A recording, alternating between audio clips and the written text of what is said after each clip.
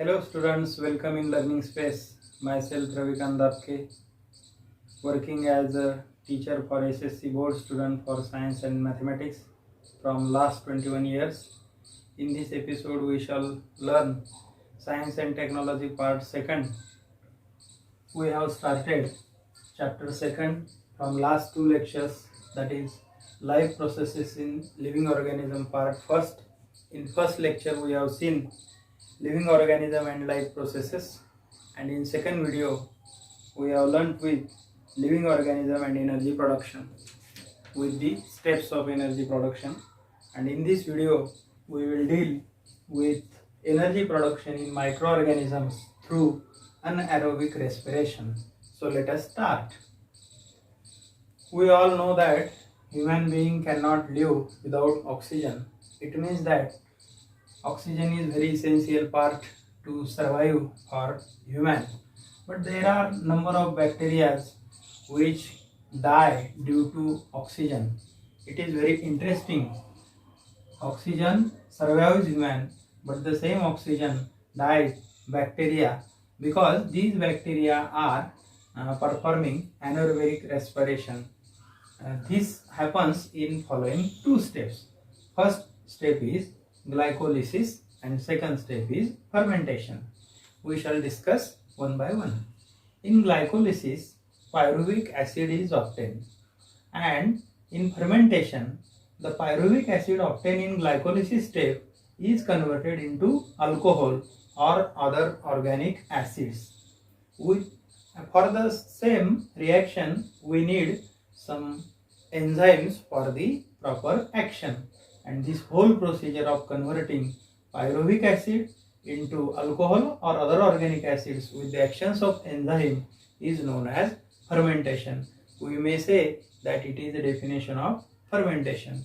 Now, if oxygen level is in less quantity or depletion of oxygen is there in the surrounding, then in some higher plants or animals, aerobic microorganisms also perform anaerobic respiration. It is very strange that we may say that it is an adaptation. If aerobic microorganism cannot do aerobic respiration due to lack of oxygen in the surrounding, then automatically anaerobic respiration start. For example, seed germination. When soil is submerged under water during germination, seed performs anaerobic respiration. Human muscle cells also perform such a type of anaerobic respiration when we do exercise. What happens when we do exercise? There is less energy production in exercise and lactic acid is accumulated. It means that if someone asks us why lactic acid is accumulated, the answer is due to exercise, and less energy production is the reason of tiring, and hence when we exercise so much hardly we feel tired due to less energy production and lactic acid accumulation.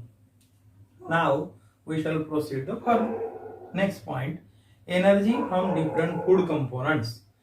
Excess of carbohydrate stored in liver and muscles. Note it that excess of carbohydrate is stored in liver and muscles in the form of glycogen. Amino acid molecules are nothing but bonded. Amino acid molecules is nothing but a chain or bonded chain of proteins to form macromolecule. It means that protein is a bonded chain of amino acid. It must be noted that 4 kilocalorie of energy is derived from 1 gram of protein, and this macromolecule of protein is nothing but animal origin protein, and such animal origin proteins are called as first class proteins. We shall deal the next part of the same chapter in just few seconds. We will discuss now how energy is derived from digestion of protein.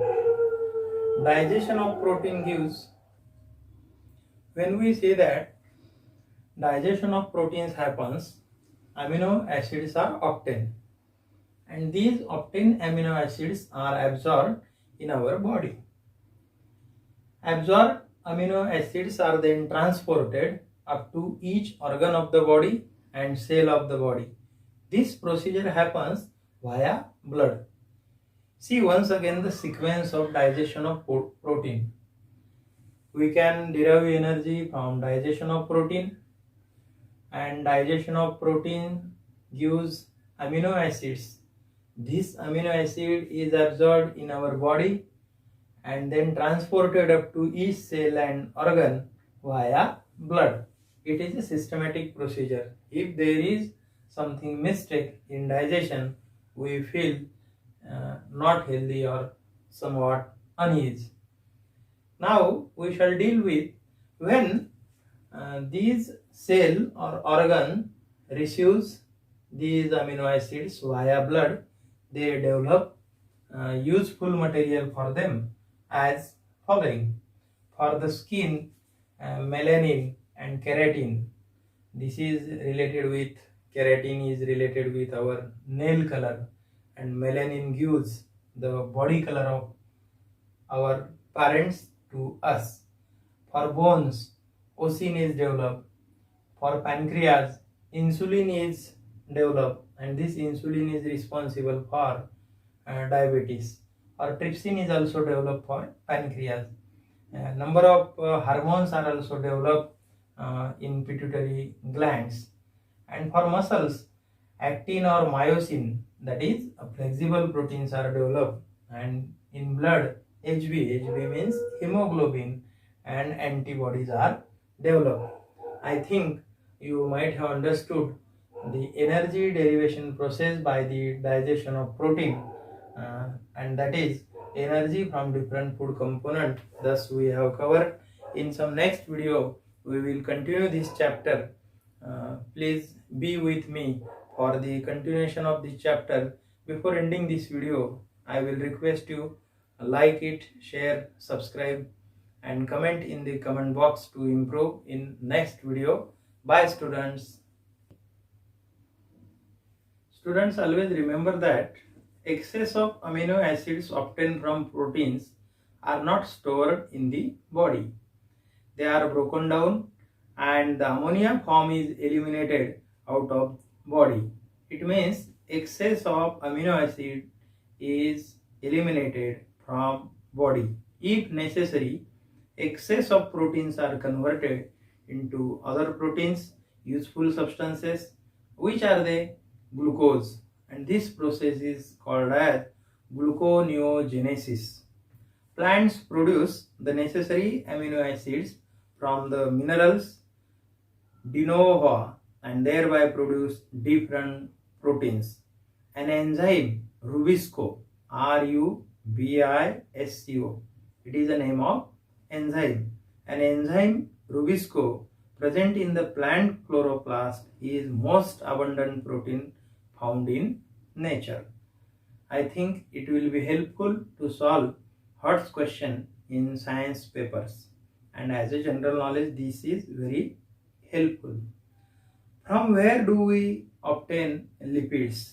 The substances formed by specific chemical bonds between fatty acid and alcohol are called as lipids.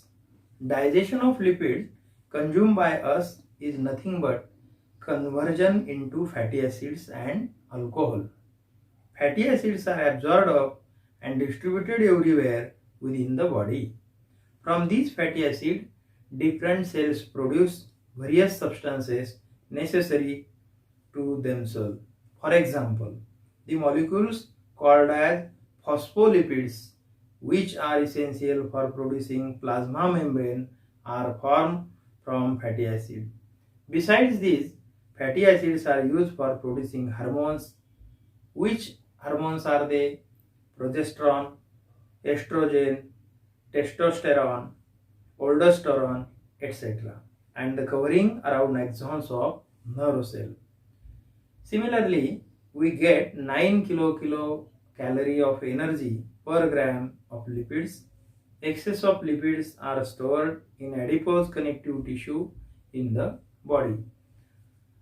Vitamins are a group of heterogeneous compounds of which each is essential proper operation of various processes in the body. There are 6 types of vitamins: A, B, C, D, E and K. Out of these 6 vitamins, A, D, E, K are fat soluble, whereas B and C are water soluble. We have also seen previously that FADH2 and NADH2 are produced in the processes like glycolysis and Krebs cycle. Vitamins like riboflavin is also called as vitamin B2, and nicotinamide, that is vitamin B5 respectively, are necessary for their production. There is about 65 to 70% water present in our body. Each cell contains 70% of water, weight by weight. Blood plasma also contains 90% of water. Functioning of cells and thereby whole body disturb even if there is a little loss of water from the body. Hence, water is essential nutrient for us. Along with all above mentioned nutrients, fibers are also essential factors. In fact, we cannot digest the fibers. However, they help in the digestion of other substances and digestion of undigested substances. We obtain the fibers from leafy vegetable, various cereals and number of fruits. In next video, we will continue this chapter. Once again, I will request you to share and subscribe my Learning Space channel. Give comments. Bye students.